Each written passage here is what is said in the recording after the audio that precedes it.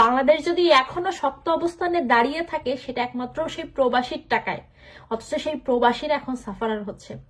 দেশে যারা সবাই মিলেমিশে আছে তাদের মনোবল কতটুকু ভেঙে যাচ্ছে আমি জানি না, তবে যেসব প্রবাসীরা পরিবার ছেড়ে এসে দেশের বাইরে অবস্থান করছে তাদের মন ভেঙে খান খান হয়ে গেছে।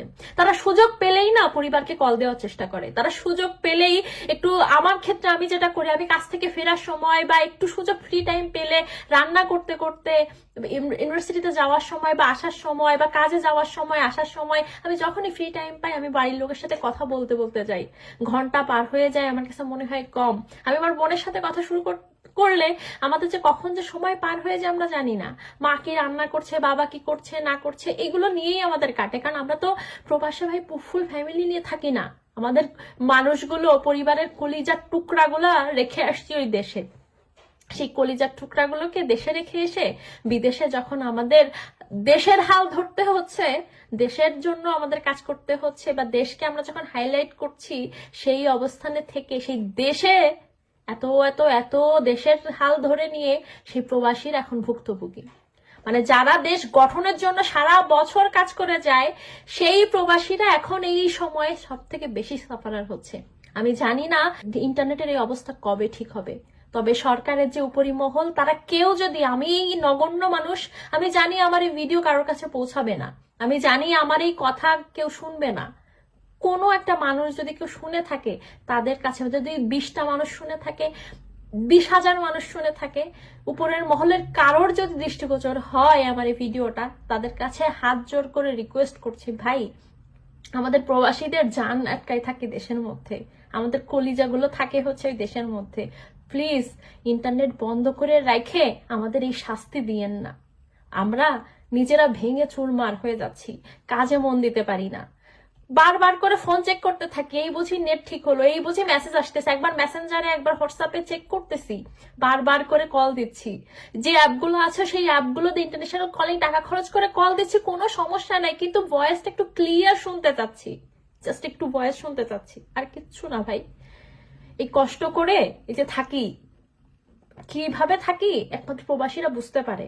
প্রবাসীরা এইভাবে মনোবল ভেঙে দিয়েন না, এইভাবে যদি মনোবল ভেঙে দেন পরবর্তীতে প্রবাসীদের কাছ থেকে কোনো হেল্প আর পাবেন না। আমি অ্যাটলিস্ট, খারাপ বলেন না যাই বলেন ভাই, এই যদি হয় অবস্থা, আমি দেশের ভালোর জন্য আমাকে যদি বলেন যে না সরকারের পক্ষ থেকে এই করেন তাই করেন, আমি ভাই সরকারকে হেল্প করার জন্য, আমি তো অ্যাটলিস্ট, আমার মনে হচ্ছে এত রাগ হচ্ছে, এত ক্ষোভ হচ্ছে, মনে হচ্ছে পরবর্তীতে হেল্পের জন্য আমি আর এগিয়ে যাবো না, এরকম মনে হচ্ছে। এই যদি হয় অবস্থা, কিভাবে আশা করেন আমরা যে 1,20,00,000 এর উপরে এত প্রবাসী রেমিটেন্স পাঠায়, 1,20,00,000 এর উপরে প্রবাসী প্রত্যেক মাসে মাসে সপ্তাহে সপ্তাহে দেশে টাকা পাঠিয়ে দেশের এত অর্থনীতি চাঙ্গা রাখছে, সেই প্রবাসীদের এখন বিপদে ফেলছেন, সেই প্রবাসীদের মন মানসিকতা ভেঙে দিচ্ছেন, আবার সেই প্রবাসীদের কাছ থেকে এক্সপেক্ট করেন তারা ভালো কিছু করুক, দেশটাকে ভালো জায়গায় নিয়ে যাক। কিভাবে ভাই? এইভাবে ইন্টারনেট বন্ধ করে দিয়ে আমাদের আর শাস্তি দিয়েন না।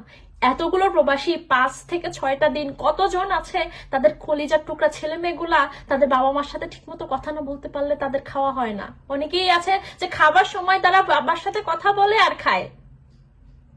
কত মানুষজন আছে তাদের কাছে মনে হয় প্রিয় মানুষটা, অনেকেই আছে যে হাজব্যান্ড দেশের বাইরে থাকে অথবা ওয়াইফ দেশের বাইরে থাকে, তারা মিনিটে মিনিটে হয়তো 2টা মানুষ লং ডিস্টেন্স রিলেশনশিপে আছে, 2টা জায়গায় থাকে, অনেকের বয়ফ্রেন্ড গার্লফ্রেন্ড ডিফারেন্ট ডিফারেন্ট কান্ট্রিতে, মানে দেশে একজন আছে বাইরে একজন আছে, এরকম করেও কিন্তু তারা লাইফটাকে লিড করতেছে। সেই মানুষগুলোর কথা একটু ভাবেন, তারা কি পরিমাণে অমানসিক কষ্টে আছে।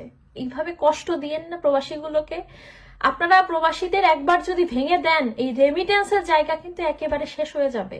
অ্যাটলিস্ট অলরেডি আমরা প্রবাসীরা যারা, তারা কিন্তু একটা শক্ত অবস্থানে চলে আসছি যে আমরা রেমিটেন্স এইভাবে পাঠাবো না।